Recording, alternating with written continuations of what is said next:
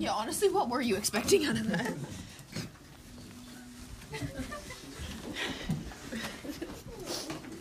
Okay. Porfirio Diaz was the ruler of Mexico for 30 years. So he's the first guy. I know this is fuzzy. He won't be fuzzy on the next screen. But the first guy that you need to get down, and remember yesterday when you were looking at, or the day before when you started looking at matching for the first time, you realized that there were 4 or 5 people from Mexico that you're going to have to keep straight, and you're going to get them right at the end. So my fear for you is that these people are going to be the tough part. So figure out a way. I mean, look at him, 30 years. I mean, look at all that white hair, you know, highly decorated. I don't know what you got to do to remember. Diaz, many days. I don't know. It doesn't quite work. But figure out a way.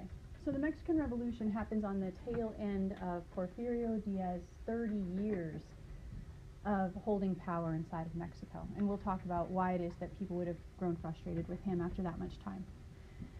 Okay, so by the time we're talking about the Mexican Revolution, it's on the tail end of Taft's presidency and the beginning of Woodrow Wilson's presidency. And by the time we have this Mexican Revolution, by the time it's in its completion, Woodrow Wilson will be the one making the call about whether we're going to recognize Mexico or not through parts of it. And because his foreign policy stance is called missionary or moral diplomacy, he is very hesitant to recognize any government that is not coming to power through some sort of democratic process where people have a voice in the way the government ought to work. So if you overthrow, you know, in a violent revolution, we're not recognizing leaders that come to power that way.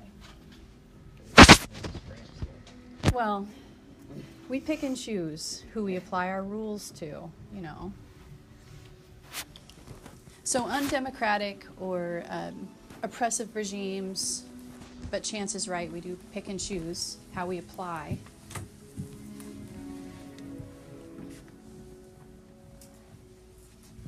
But we state that we're not going to recognize them. And how is it a penalty not to recognize them? It's kind of like, oh, I don't like that person, so I'm just going to pretend they don't exist. I mean, what's the consequence as a country? I think we talked about this a tiny bit before. Go ahead, Alexis. Maybe trading or business opportunities? Yeah, trading, business opportunities. And if we wield our power and our influence around the world, we might even be able to have an impact on a country larger than just our trading business as well. Okay? Not being recognized politically, though, can have consequences with regards to negotiating treaties. So how is it that Porfirio Diaz made enemies? You know, what did he do at the end that ends with the people of Mexico growing frustrated enough that that there's a series of revolutions kind of back to back after he leaves power? So Porfirio Diaz was a friendly to outside business interests.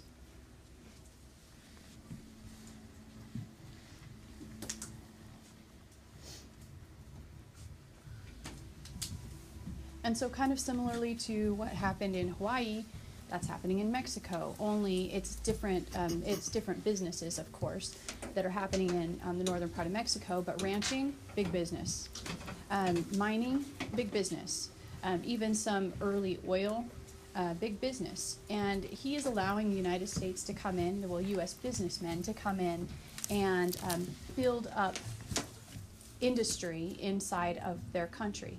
Hire that local cheap workforce to work for them, but then primarily taking that resource out of Mexico and selling it at a profit around the world.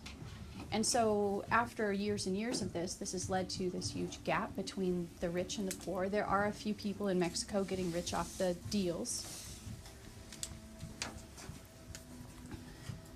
But the majority of the Mexican population feel a little bit slighted. Their resources aren't going to the benefit of their own country for the most part, and the population is being utilized as a cheap labor force.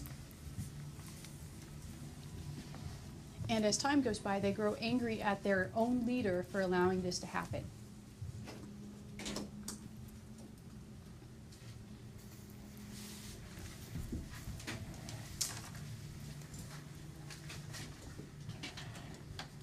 So, introduction to the second person that you're going to need to know on the far right. So Francisco Madero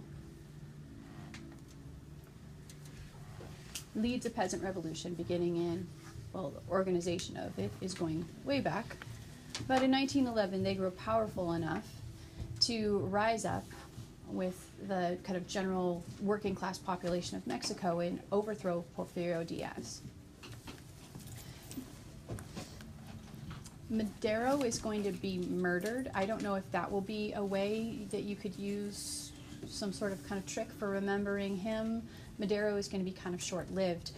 Madero had, the idealism of a revolutionary, but not the pragmatic experience that he needed to make things work. So people quickly grew frustrated with him because after a year or two, he had promised all these sorts of land reforms, things like that were supposed to happen, but he couldn't make them work fast enough for the people to feel like they got something out of this revolution. So shortly after Madero overthrew, and what I mean by shortly is maybe a year and a half, a general, military general, decides that he is going to come through, establish order in Mexico, and seizes power from Madero.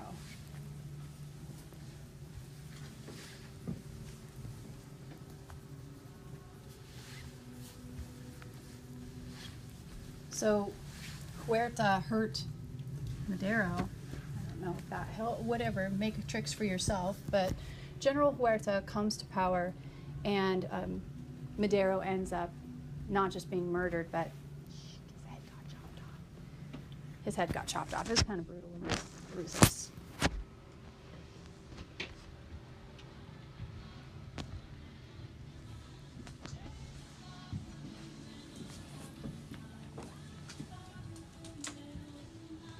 Okay, so obviously these are the sorts of situations in which Woodrow Wilson is going to say, okay, we just can't recognize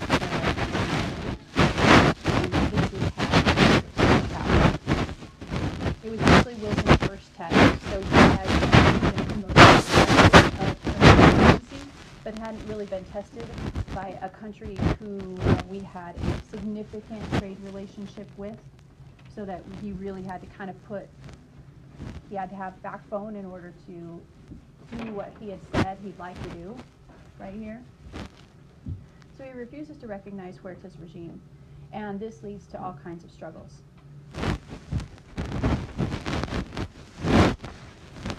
As time goes by, people are hurt by the fact that the United States is refusing to recognize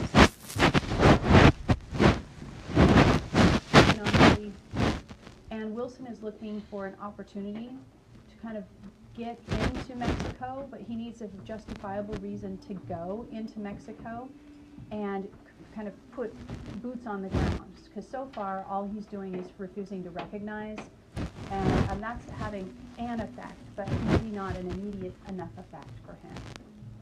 And so he's waiting for an opportunity, and the opportunity is going to arise in a place called Veracruz. Okay. Last screen for today. And now this one's going to look a little bit different. When the screen pops up, it's going to look a little bit different. It's less structured. There's less on it. You guys will decide for yourself what you need and what you don't. And there are a lot of people, so I don't want you to freak out at all the pictures and think, oh my gosh, how am I ever going to remember all of them? What we're going to talk about next is the revolutionaries of Emiliano Zapata and Pancho Villa and a guy named Carranza. And the three of them are going to be kind of like the Three Musketeers in Mexico for a while. And they get kind of legend-like status. Today, if you travel through Mexico, in parts you'll see all sorts of references to Zapata. And this is just a quick example of artists later on kind of recognizing kind of the heroic nature or the folklore around the people who followed Zapata. And then Pancho Villa, you can pick up Pancho Villa posters just about everywhere. Pancho Villa is on the top left. So as far as the story is concerned, we're going to work clockwise. So you can spot Porfirio Diaz up at the top. And you don't need to rewrite that. I'm just going to now give you a quick rundown of all of these leaders that try to come to power between about 1910 and 1920. Okay. Real problems for Mexico when you go through this many leaders in 10 years of time. Okay, so we had Diaz in place for 19 years, and then Madero, we just left off with Madero. You don't need to write this either because he's on the last page if you don't want to. he seizes power in 1911, but couldn't kind of bring things to fruition for the people of Mexico. And that leads to Huerta, military power behind him, and decides he can establish stability and control, at the least, for Mexico. Okay.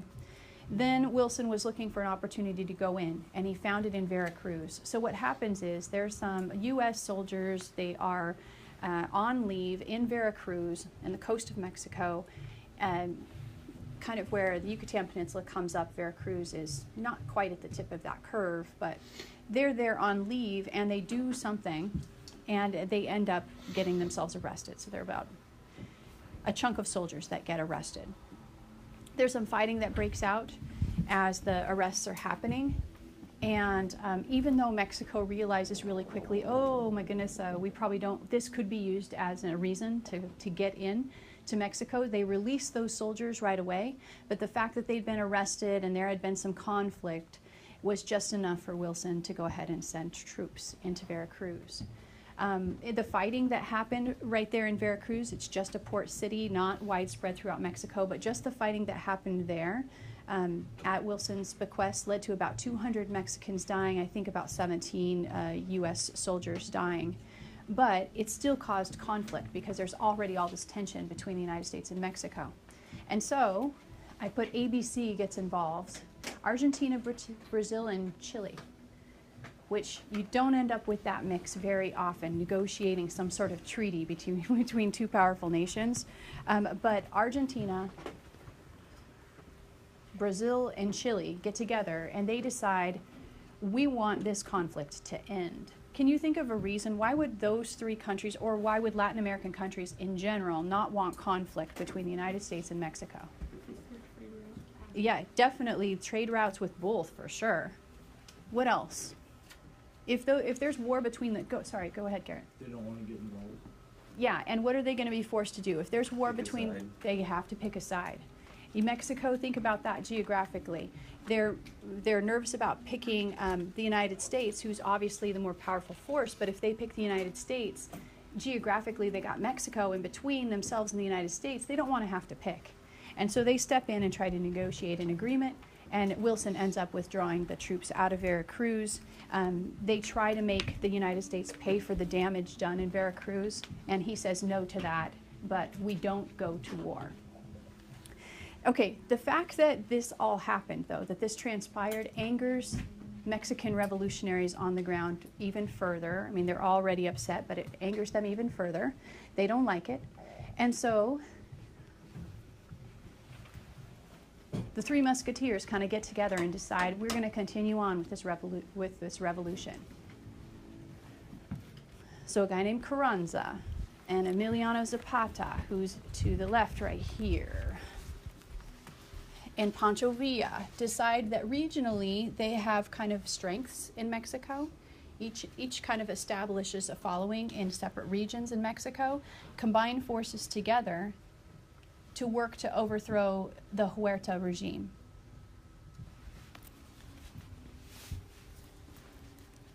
The problem is that how many presidents can there be?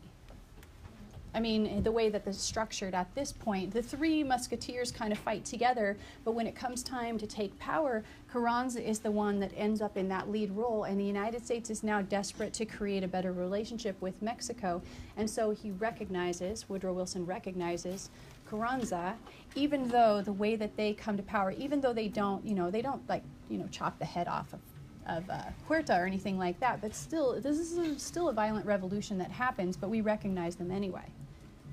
Okay. Now, Zapata and Villa are like, hey, we don't really like the way that you're doing business because you didn't give equal credit to all three of us, and now you've kind of become a product of the old regime, and they continue to fight. Pancho Villa happens to, one of the things that Carranza does that rubs these two the wrong way is he starts to allow foreign investment back into Mexico again. Pancho Villa decides if that foreign investment comes back into Mexico again, I'm going to take matters into my own hands. And so what he does is, as there's a train full of like mining engineers coming down into Mexico to kind of scout the region again,